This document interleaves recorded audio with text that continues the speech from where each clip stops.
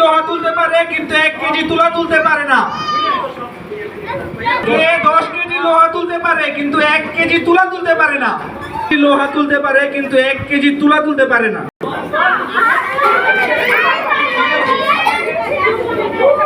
উত্তর সঠিক ছিল। আসো আসো, আমার ভুল হয়েছে।